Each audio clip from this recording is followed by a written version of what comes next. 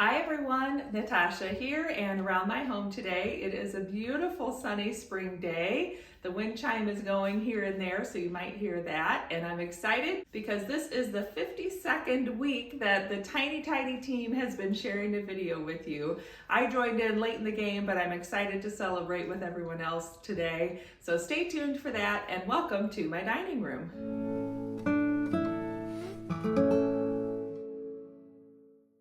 Welcome back, or welcome if you are new. And if you've been following along, then you know I've been enjoying this Tiny Tidy team. Every Tuesday I jump on and share another box from my basement. So this has been a wonderful way to keep me accountable in this mighty tidy, which is cleaning out my basement and reorganizing the shelves down there. So I'm so grateful to Sunday Dawn, who is our fearless leader that organizes the playlist each week. And she was the original creator of the Tiny Tidy series, and it actually started a year ago. So today is the 52nd Tiny Tidy Tuesday video series, and I'm excited to be celebrating with all the other ladies and Sunday Dawn and joining in to celebrate a 1-year anniversary for the team. And to celebrate, Sunday Dawn has provided some fun questions for us all to answer. So it's going to be a little bit of a Q&A video today while I work on decluttering another box from the basement. So I'm gonna head to the basement, grab the box. I think I know already it's a box of some sentimental binders and items. So it's gonna take me a while to declutter and just go through everything and decide what I'm keeping and what I'm getting rid of. So in the meantime, I'm going to share some of my answers to the fun questions, and you can tidy right along with me. And as always, I brought my trusty timer, my favorite tool for doing these tidy projects. So I'm going to set my timer for probably 20 minutes. So that should give me hopefully enough time to get through that last box. And as I've done before, if it's not enough time, then I just give myself a few more minutes. Usually I'm just more focused on getting through the one box and making that my accomplishment for the week as far as my basement declutter and my Tiny Tidy series goes. So let's head to the basement. You can go pick an area of your home you want to do a little decluttering, and we'll answer some questions. As I gather that box from the bottom shelf, let's talk about question number 1. Why does the concept of tiny tidying work for you? For me, the magic has been the accountability of sharing my tiny tidy with the team and everyone here on YouTube each week. This basement project is something I've talked about for years, and I know the magic of a small tidy, of a 5-minute project, but getting myself to actually work on it was something that just kept getting pushed to the bottom of the list because I like to make sure I keep all my commitments to everyone else, but when it comes to my own things, it's easier to not get those done. So having this accountability and knowing each week I'm just working for 10 to 15 minutes on this project has made me feel like I finally have some positive momentum moving forward with this basement project, and it's spurred some little tidy projects around my home too. So that's been great because it's kind of helping other areas of the home get better. The other thing I love about a tiny tidy is it's easy to get these done in my busy life as a mom. You can hear in the background today, my daughter is home from school. She has a cousin over to play. So even though I'm in the midst of being a mom and doing all these other things for their family, I was able to just take about 15 minutes and work on this tidy project and make progress, which is pretty amazing when you think about all the things that most of us have to do in a day. As I sort through a huge stack of old recipes, which I saved right out of college because at the time I was afraid of not finding them later, which now I just feel like, oh my gosh, all these things are on the internet. I don't need to keep any of these, which is good.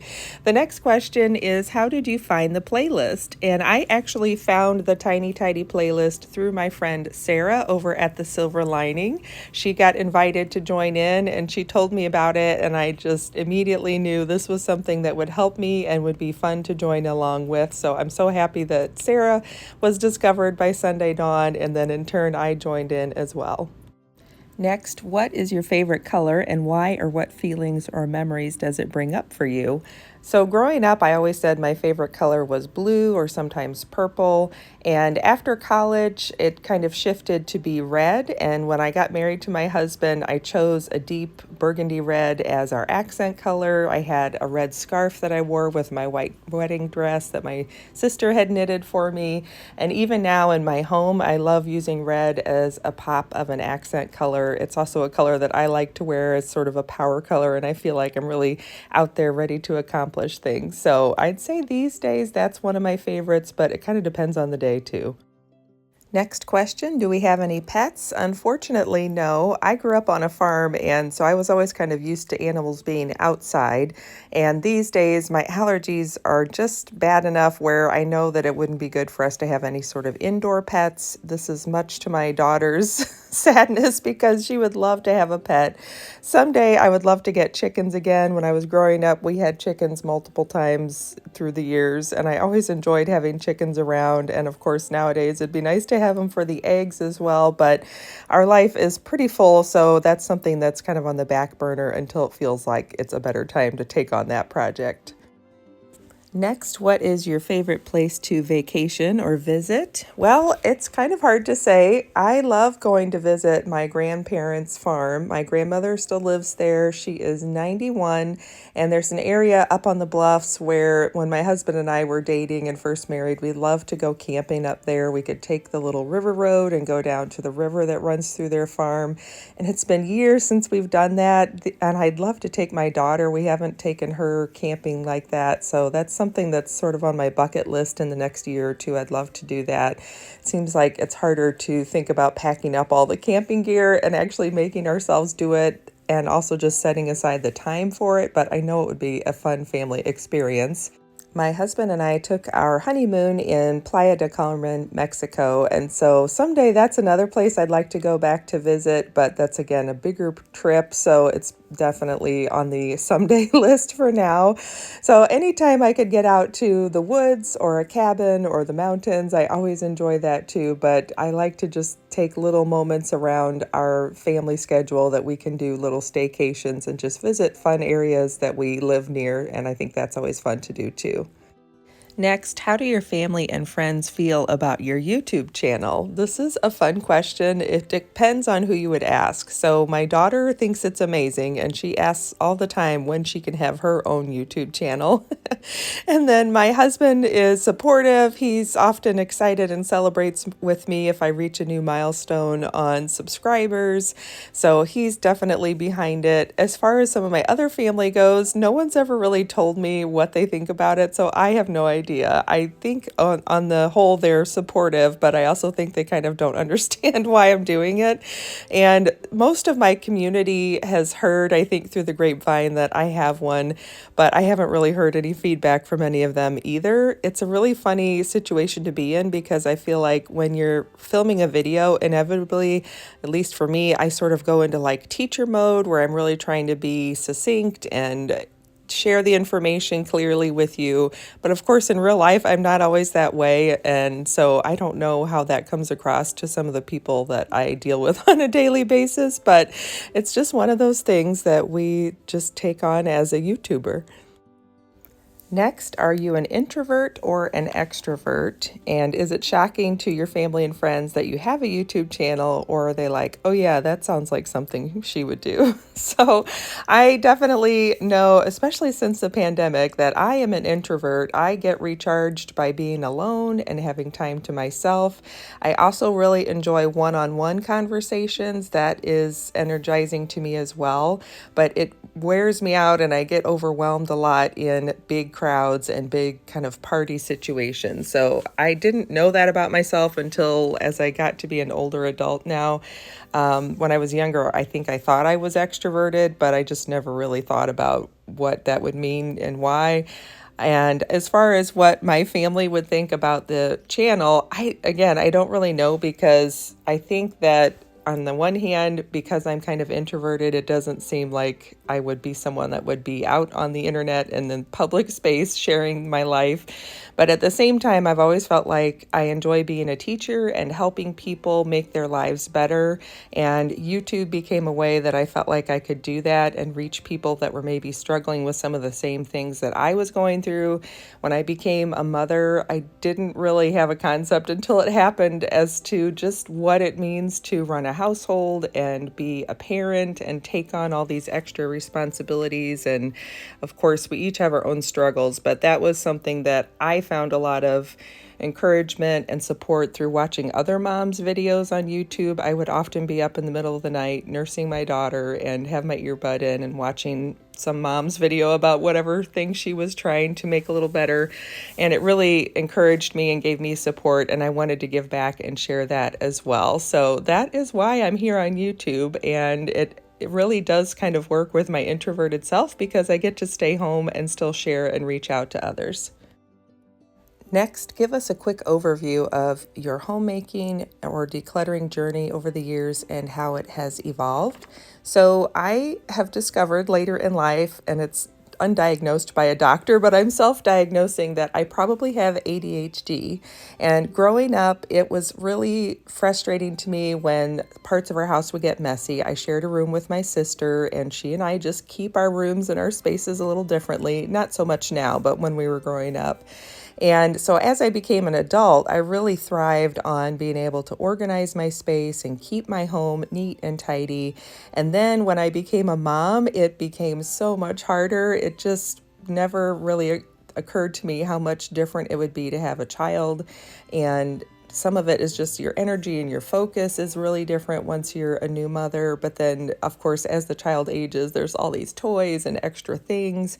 And so I feel like the last maybe 5 to 7 years as my daughter's, kind of gotten out of the newborn phase, I've just been on this journey trying to get my house back to where I feel like it's the way I want it to be and I enjoy being at home. And I've also really discovered how much that stuff and that clutter can weigh on me. And so I'm always trying to be better about getting rid of things and not having so much around.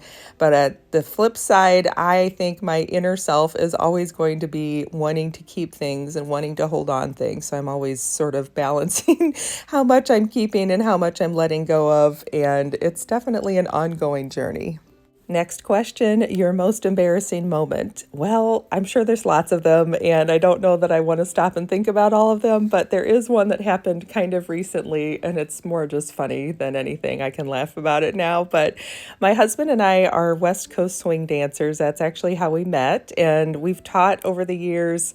So before the pandemic, there was a time where we were at a little community dance. I think we had taught or we were teaching that week before.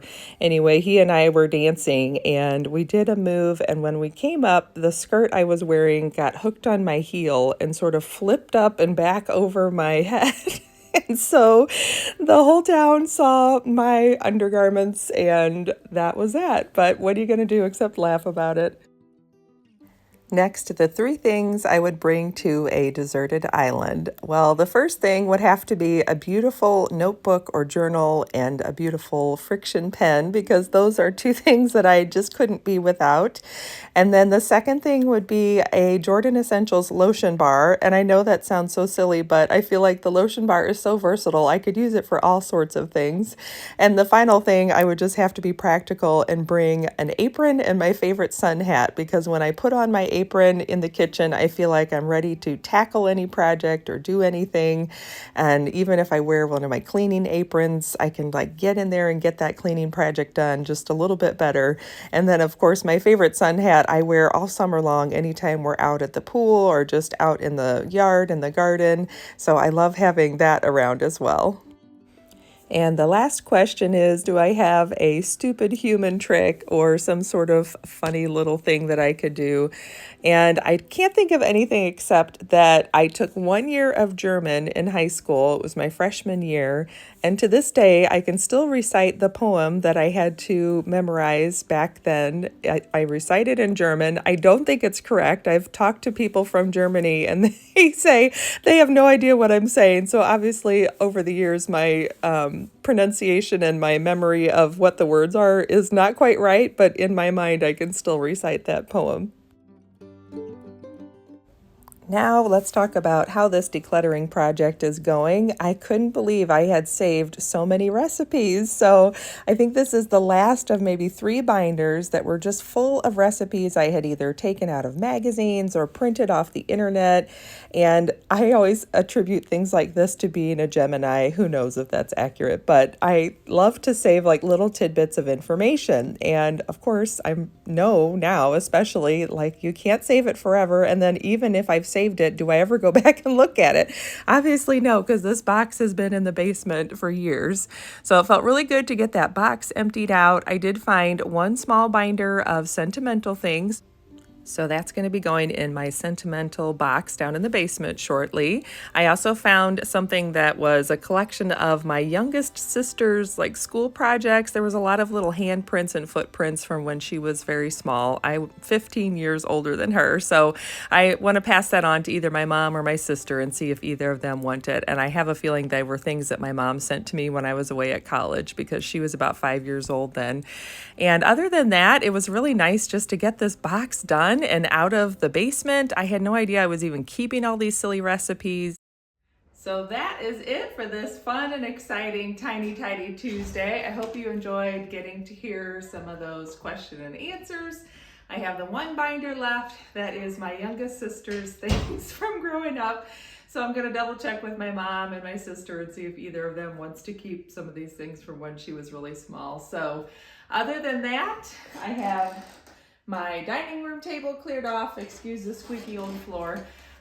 It's great to have another shelf down in the basement almost cleared off. So next week I'll tackle that last box on the far bottom shelf. And it's been fun to celebrate week 52 of the Tiny Tidy Tuesday playlist series. I hope you enjoyed today's Tiny Tidy Tuesday video. Don't forget to check out the playlist down below where you can see all the ladies celebrating and especially to hear their Q&As as well, which will be extra fun. Thanks for joining me. Don't forget to like and subscribe on your way out. I'll look forward to seeing you again soon. Have a good one. Bye.